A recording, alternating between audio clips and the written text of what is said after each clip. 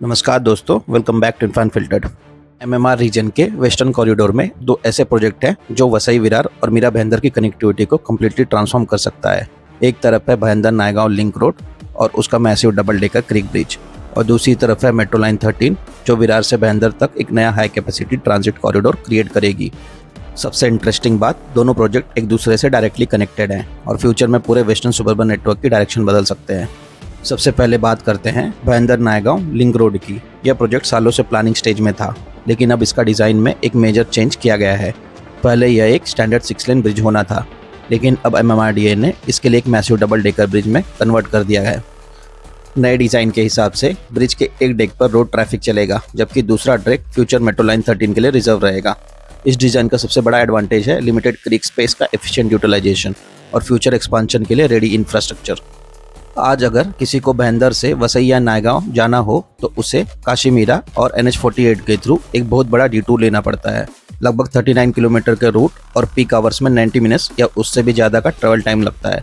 लेकिन Bhayandar Naigaon link road complete होने के बाद यही डिस्टेंस सिर्फ 5 किलोमीटर रह जाएगा और ट्रैवल टाइम लगभग 10 मिनट तक रिड्यूस हो सकता है। प्रोजेक्ट का अलाइनमेंट भी काफ़ी स्ट्रैटेजिक है। ब्रिज भाईंदर वेस्ट में उत्तन रोड के पास नेताजी सुभाष चंद्र बोस ग्राउंड से स्टार्ट होगा। यह सॉल्ट पैन लैंड्स के थ्रू पास करेगा और फिर वसई क्रीक क्रॉस करते हुए पंजू आइलैंड तक पहुंचेगा। पंजू आइलैंड की खास बात यह है कि आज भी यहां पहुंचने के लिए लोगों को बोट पर डिपेंड रहना पड़ता है। ब्रिज के कंप्लीट होने के बाद आइलैंड को पहली बार डायरेक्ट रोड कनेक्टिविटी मिलेगी। उसके बाद अलाइनमेंट नायगांव वेस्ट के कोटिनो रोड पर लैंड करेगा और पूरे रीजन को एक नई क्रॉस क्रीक कनेक्टिविटी प्रोवाइड करेगा। अगर प्रोजेक्ट की करंट स्टेटस की बात करें तो एमएमआरडीए ने revise double decker design state government को अप्रूवल के लिए सबमिट कर दिया है। प्रोजेक्ट कॉस्ट भी बढ़कर लगभग 2500 करोड़ रुपए तक पहुंच गई है। अच्छी बात यह है कि Maharashtra maritime board, inland waterways authority और कोस्टल जोन मैनेजमेंट अथॉरिटी जैसे मेजर एजेंसीज ऑलरेडी अप्रूवल दे चुकी हैं। लेकिन अभी भी दो बड़े हर्डल्स बचे हुए हैं। पहला है मैंग्रोव और फॉरेस्ट लैंड क्लियरेंस और दूसरा है भाईंदर साइट के सॉल्ट पैन लैंड के लिए सेंट्रल सॉल्ट कमिश्नर की फाइनल परमिशन। इन अप्रूवल्स के मिलते ही प्रोजेक्ट ग्राउंड एग्जीक्यूशन फेज में एंटर कर सकता है। फ्यूचर में यह प्रोजेक्ट भाईंदर के नेताजी सुभाष चंद्र बोस ग्राउंड के पास मेट्रो लाइन 9 और दहीसर भाईंदर लिंक रोड जैसे मेगा इंफ्रा प्रोजेक्ट से कनेक्ट होगा। इस कनेक्टिविटी की वजह से वसई, विरार और नायगांव के लाखों रेसिडेंट्स के लिए मेन मुंबई तक ट्रैवल करने का एक नया फास्ट और रिलायबल ऑप्शन अवेलेबल हो जाएगा। और अगर आप दहीसर भाईंदर लिंक रोड या मेट्रो लाइन का लेटेस्ट अपडेट देखना चाहते हैं तो उनका डिटेल वीडियो आपको हमारे यूट्यूब चैनल इरफान फिल्टर्ड पर मिल जाएंगे। अब बात करते हैं मेट्रो लाइन 13 की, जो इस पूरे कॉरिडोर का सबसे एम्बिशियस पब्लिक ट्रांसपोर्ट प्रोजेक्ट बनने वाला है।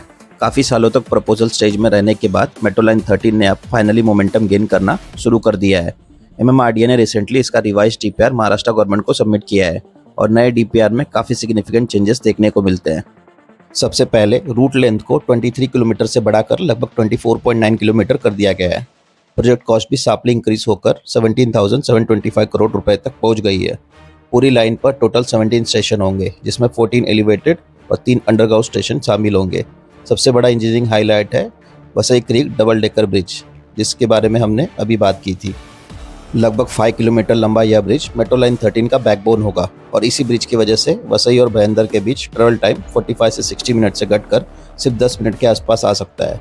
प्रोजेक्ट में एक और मेजर चेंज है अंडरग्राउंड सेक्शन। रेसिडेंशियल डिस्प्लेसमेंट को मिनिमाइज करने के लिए वसई और नालासोपारा के बीच लगभग 3.25 किलोमीटर का अंडरग्राउंड स्ट्रेच ऐड किया गया है। यहाँ वीवीएमसी फायर ब्रिगेड, आचोले विलेज और नालासोपारा ईस्ट जैसे अंडरग्राउंड स्टेशन बनाए जाएंगे। मेट्रो लाइन 13 अब भाईंदर के सुभाष चंद्र बोस ग्राउंड से स्टार्ट होगी, जहाँ इसका डायरेक्ट इंटरचेंज मेट्रो लाइन 9 के साथ होगा और लाइन विरार के आगे डोंगारपाड़ा तक एक्सटेंड होगी, जहाँ फ्यूचर डिपो भी प्रपोज है। लेकिन मेट्रो लाइन 13 की सबसे बड़ी स्ट्रेंथ सिर्फ इसका रूट नहीं है, बल्कि इसका इंटीग्रेशन है।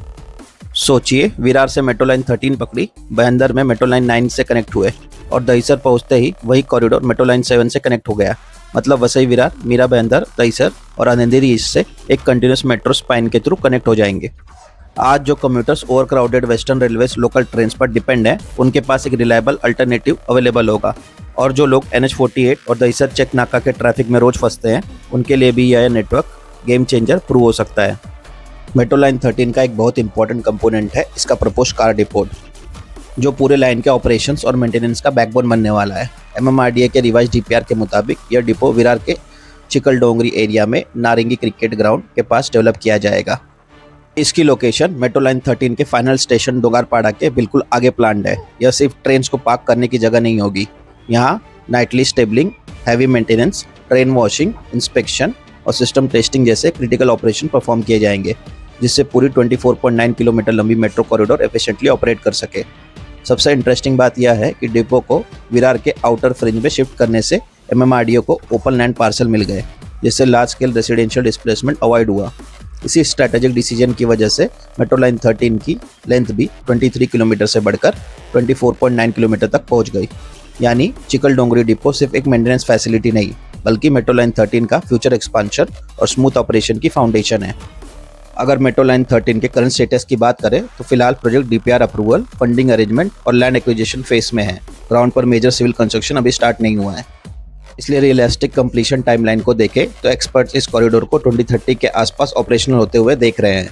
लेकिन जब भी यह प्रोजेक्ट कंप्लीट होगा तब वेस्टर्न सुबर्ब्स की मोबिलिटी और कनेक्टिविटी का लैंडस्केप परमानेंटली चेंज हो सकता है और शायद पहली बार वसई विरार और मुंबई के बीच ट्रेवल को फास्ट, प्रेडिक्टेबल और फ्यूचर रेडी बनाया जा सकेगा।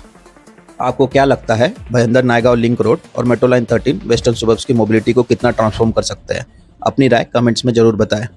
अगर वीडियो इन्फॉर्मेटिव लगे तो वीडियो को लाइक और चैनल को सब्सक्राइब करना ना भूलें। मिलते हैं अगले वीडियो में एक नए इन्फो अपडेट के साथ। तब तक के लिए टेक केयर, ड्राइव सेफ और ड्राइव करते समय हमेशा सीट बेल्ट और हेलमेट का इस्तेमाल करें।